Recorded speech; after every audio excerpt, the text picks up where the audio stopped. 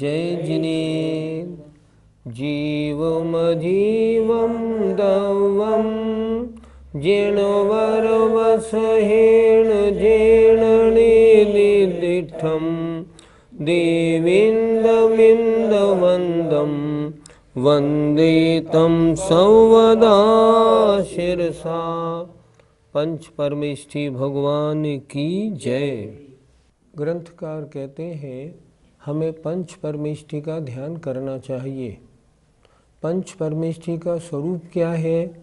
चार गाथाओं में चार परमेष्ठी के स्वरूप की चर्चा हो गई। अब साधु परमेष्ठी की परिभाषा के बारे में अगली गाथा ग्रंथकार लिखते हैं। दंसणाण समग्गम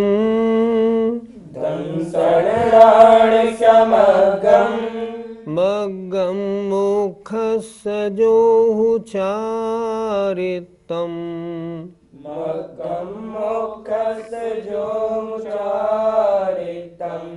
साधयदिणे च शुद्धम्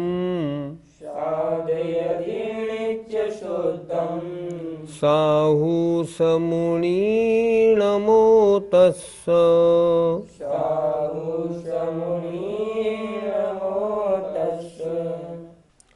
दंसन सम्यक दर्शन, णाण सम्यक ज्ञान, समगम इनकी पूर्णता होने पर, अर्थात सम्यक दर्शन और सम्यक ज्ञान के प्राप्त हो जाने पर, मोक्षमग्गम मोक्ष मार्ग स्वरूप जो सम्यक चारित्र है।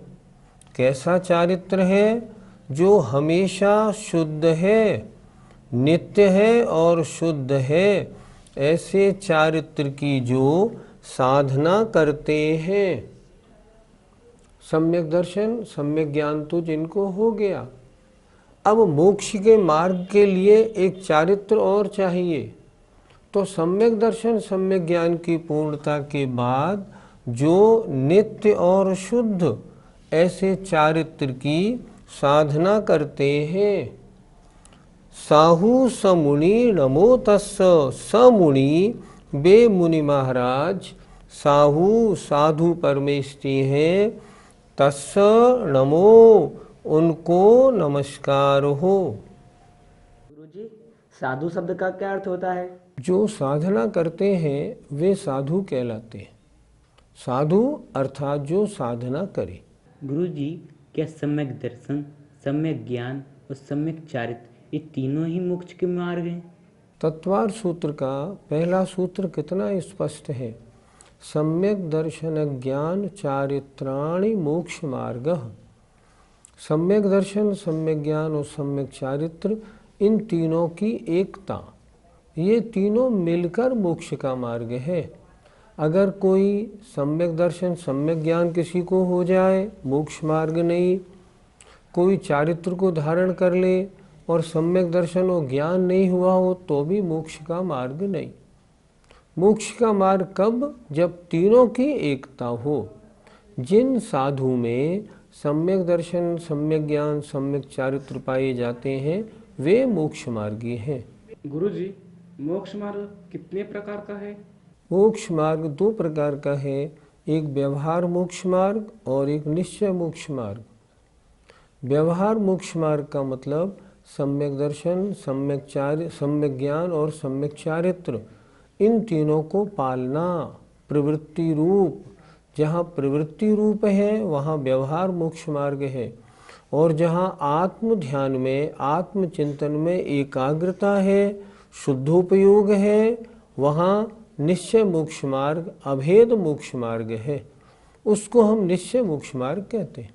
गुरुजी, सम्यक दर्शन का प्रारंभ और पूर्णता कहाँ होती है? जो जीव पहले से चौथे गुण स्थान में आते हैं उनके सम्यक दर्शन का प्रारंभ चौथे गुण स्थान में होता है। जो जीव पहले से पांचवें में आते हैं उनके पांचवें गुण स्थान से सम्यक दर्शन का प्रारंभ होता है, और जो पहले से सीधे सातवें गुण स्थान में आते हैं उनके सम्यक दर्शन का प्रारंभ सप्तम गुण स्थान से होता है। प्रारंभ यहाँ हो जाता है और इसकी पूर्णता चौथे से सातवें तक किसी भी गुणस्थान में छायिक सम्यक दर्शन प्राप्त होने पर सम्यक दर्शन की पूर्णता मानी जाती है। यहाँ सम्यक दर्शन छायिक होते ही पूर्ण हो जाता है। सम्यक ज्ञान का प्रारंभ और पूर्णता कौन से गुणस्थान में होता है? जिस गुणस्थान में जहाँ सम्यक दर्शन का प्रारंभ होता है, सम्यक ज्ञान का प्रारंभ भी वहीं से माना जाता है, लेकिन इसकी पूर्णता में थोड़ा अंतर है। सम्यक ज्ञान की पूर्णता 12वें गुणस्थान के अंत में अर्थात 13वें गुणस्थान के प्रारंभ में होती है। वहाँ सम्यक ज्ञान परिपूर्ण रूप से केवल ज्ञान रूप हो जाता है। सम्यक चारित्र की पूर्णता और प्रारंभ कहाँ से माना जाए? सम्यक चारित्र का प्रारंभ 7वें गुणस्थान से होता है और वैसे ये 6ठे गुणस्थान और उससे आगे में रहता है, और इसकी पूर्णता छपक श्रेणी वाले जीवों के 10वें गुणस्थान के अंत में हो जाती है।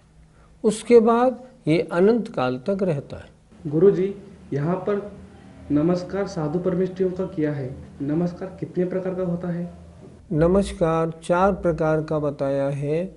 भाव नमस्कार, मन से नमस्कार, वचन से नमस्कार और काय से नमस्कार।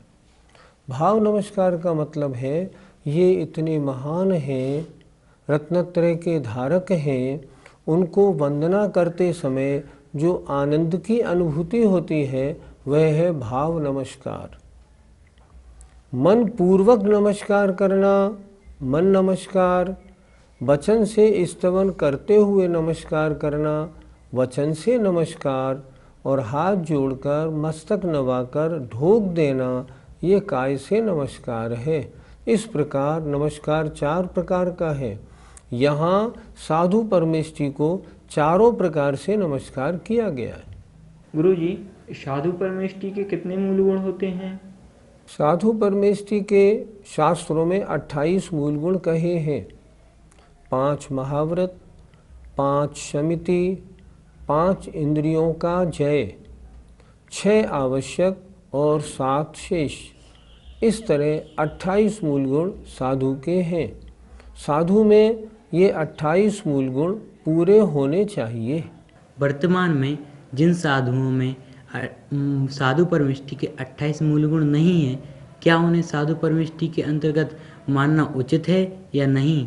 साधु के मूल गुणों में जघन्य और उत्कृष्ट की चर्चा आचार्यों ने नहीं की कि 28 में से कम इतने गुण तो होने ही चाहिए, अधिक से अधिक इतने होने चाहिए, इसकी चर्चा नहीं। साधु परमेष्ठी में तो 28 के 28 ही मूल गुण चाहिए। जैसे मान लो अगर कोई मुनि महाराज एसी में या कूलर में रहते हैं, सोचो उनके अहिंसा महाव्रत कैसे होगा, उनके स्पर्शन इंद्रिय जय कैसे होगी, और जब अहिंसा महाव्रत नहीं है तो फिर साधु परमेष्ठी बना कैसे बनेगा। अगर कोई साधु फ्लश में निपटने जाते हैं लैट्रिन में, तो कितनी जीव हिंसा वहाँ हो रही है। कायदे से 28 मूल गुणों में मूल गुण तो मुख्य एक ही है, अहिंसा महाव्रत। अगर अहिंसा महाव्रत का पालन नहीं तो फिर साधु परमेष्ठी कैसे माने जाएंगे। फ्लश में निपटने जाते हैं तो वहाँ त्रस्जीवों की कितनी हिंसा हो रही है। फ्लश में लघु शंका को जाते हैं तब कैसे बनेगी जीव हिंसा की बात। अपने पास मोबाइल रखते हैं, लैपटॉप रखते हैं, तो अपरिग्रह महाव्रत कहाँ से बनेगा। फिर इन मुनि महाराजों को हम साधु परमेष्ठी में कैसे गिन सकते हैं। आगम तो आज्ञा नहीं देता। आगम तो कहता है ये साधु परमेष्ठी की गिनती में नहीं आते। क्या वर्तमान में भावलिंगी साधु होते हैं या नहीं? शास्त्रों के अनुसार वर्तमान में भगवान महावीर का तीर्थ चल रहा है। इस बारे में सभी आचार्य एक मत हैं कि यह तीर्थ कब तक चलेगा। जब पंचम काल में अंतिम 3 वर्ष 8.5 महीने रह जाएंगे तब तक तीर्थ बराबर रहेगा, और जब 3 वर्ष 8.5 महीने रह जाएंगे उस समय जो एक साधु आर्यिका श्रावक श्राविका होंगे, जब वो समाधि ले लेंगे तब तीर्थ की विच्छुत्ति होगी। तब तक निरंतर तीर्थ की कंटिन्यूएंस के बारे में सभी आचार्य एक मत हैं। जब एक मत है तो वर्तमान में भावलिंगी साधुओं का अभाव कैसे माना जा सकता है? नहीं माना जा सकता। हाँ, इतना तो कहना पड़ेगा, भावलिंगी साधु कम है कितने ये बात दूसरी है, 2 हैं 4 हैं 10 हैं ये अलग बात है। तीर्थ की विच्छुत्ति किसे कहते हैं? जहाँ धर्म के बताने वाले, धर्म के सुनने वाले और धर्म के पालने वालों का अभाव हो जाए। आचार्यों के मत से इन तीनों का अस्तित्व 3 वर्ष 8.5 महीने पंचम काल शेष रहने तक बराबर रहेगा। इसलिए इस संबंध में सभी आचार्य एक मत हैं कि वर्तमान में भी भावलिंगी साधु चाहे कम से कम हो, है अवश्य। कौन है ये हमारे ज्ञान का विषय नहीं हो सकता। ग्रंथकार ने व्यवहार ध्यान की बात बताई, ध्यान में किन मंत्रों का जाप करें ये बताया, और मंत्रों में जो पंच परमेष्ठी हैं उनका स्वरूप क्या है ये भी बता दिया। अब चर्चा होती है निश्चय ध्यान किसे कहते हैं। व्यवहार ध्यान की बात हो गई, अब निश्चय ध्यान की बात होती है। आइए।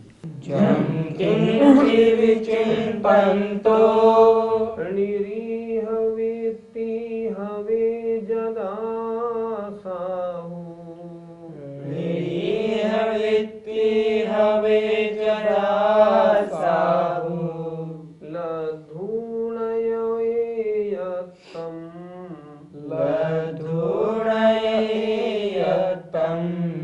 तदाहुतं तस्य निश्चयं ध्यानम्, तदाहुतं तस्य निश्चयं ध्यानम्।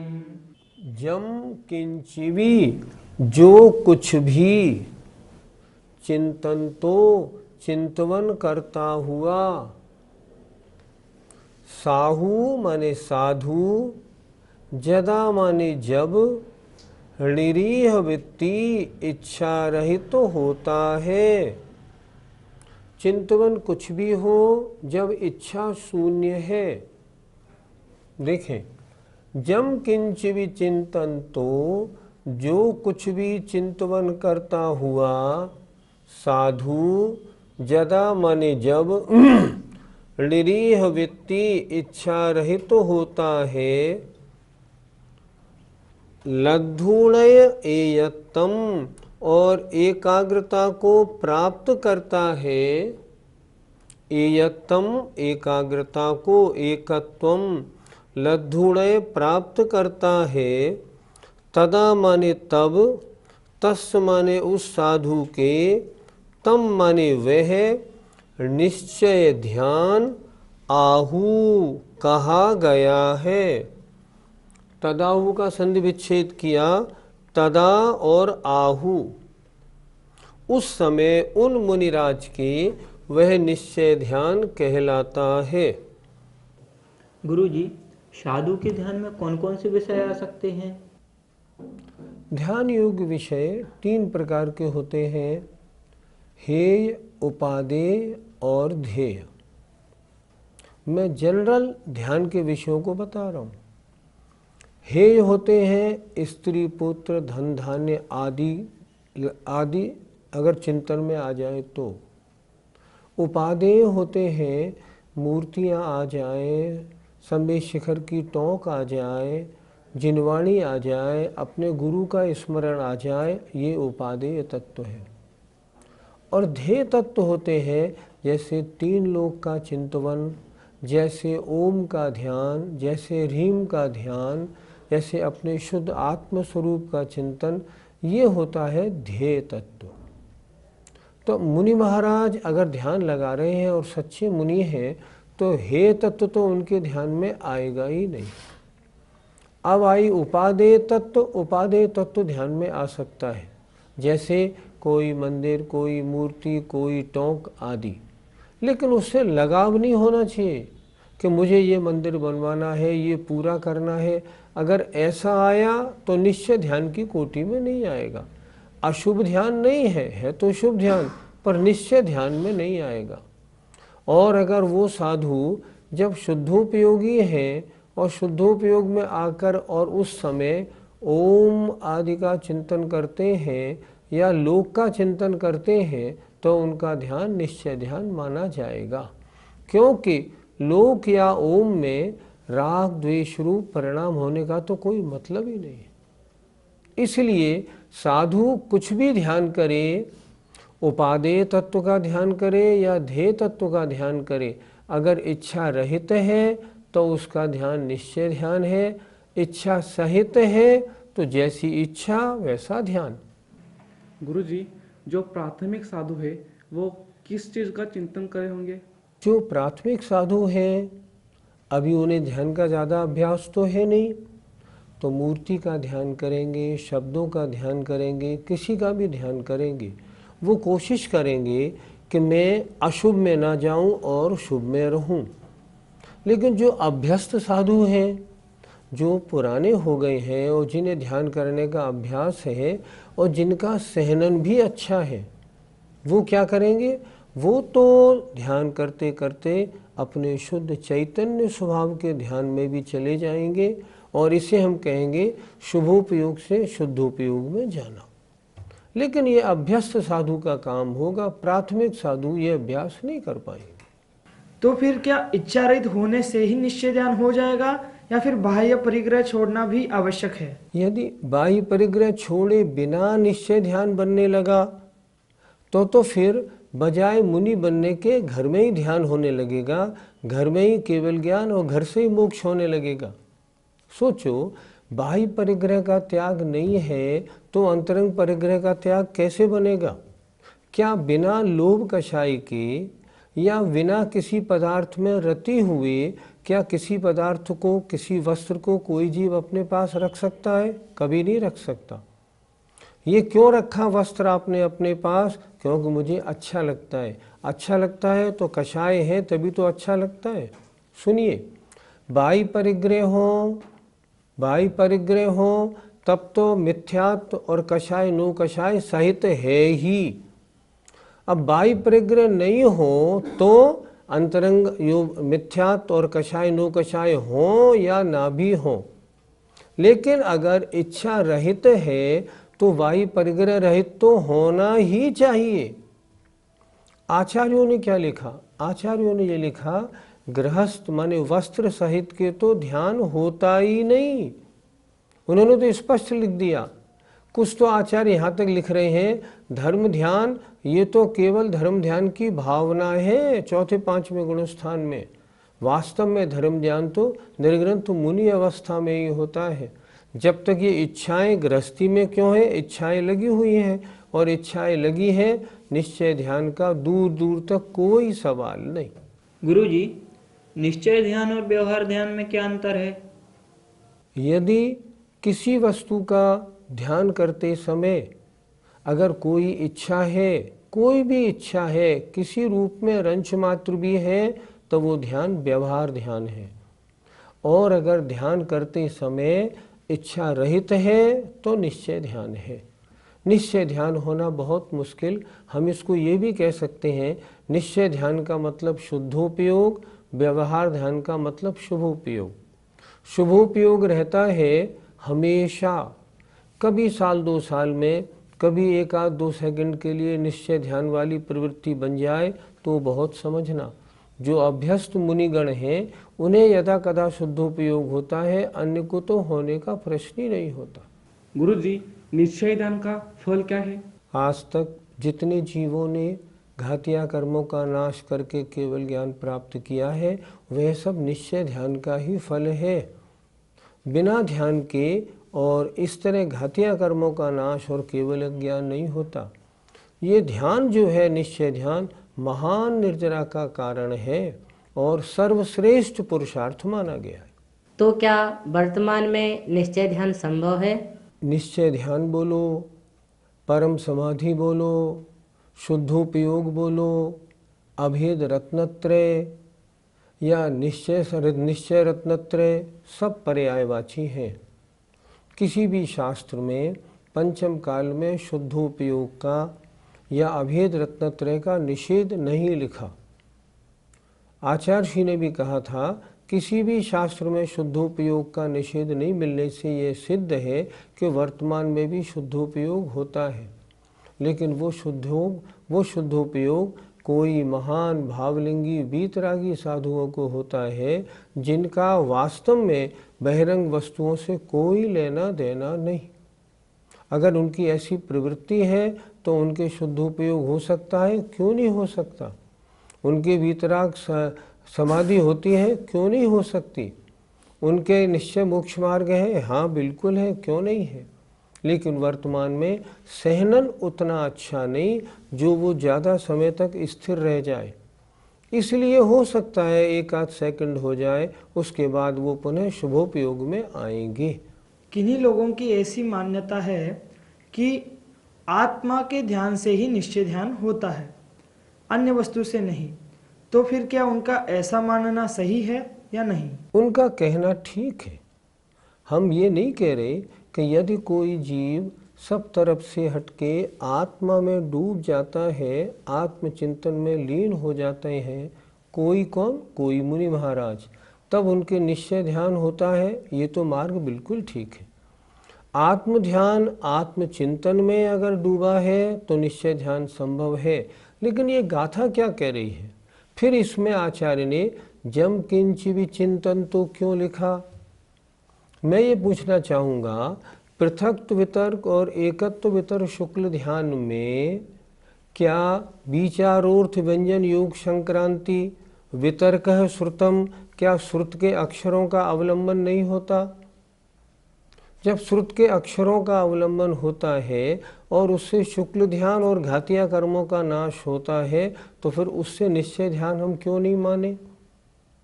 हमने माना आत्मचिंतन में डूब जाने पर शुद्धोपयोग होता है, बिल्कुल ठीक है।